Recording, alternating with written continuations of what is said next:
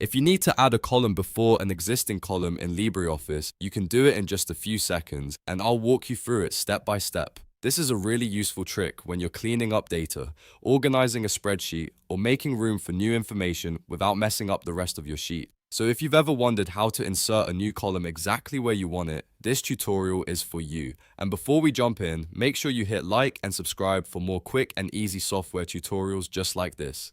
Let's get started. First, open LibreOffice and go to the spreadsheet where you want to make the change. Once your sheet is open, look for the column that comes right before the place where you want the new column to appear. Now click on that column to select it.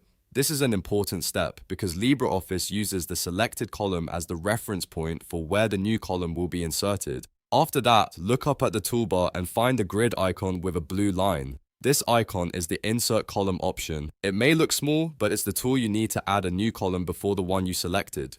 Once you found it, click that icon, and just like that, LibreOffice will insert a brand new column before the column you selected. You'll see the new empty column appear in the correct position, and your existing columns will shift over automatically to make room. This is much faster than trying to rearrange everything manually, and it helps keep your spreadsheet neat and organized.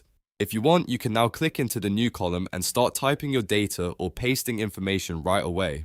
So to recap, the process is simple. Open LibreOffice, select the column before where you want the new one, find the grid icon with the blue line, and click it to insert the column before the selected one. That's all there is to it. If this video helped you, don't forget to like, subscribe, and turn on notifications so you never miss another helpful tutorial. Thanks for watching, and I'll see you in the next one.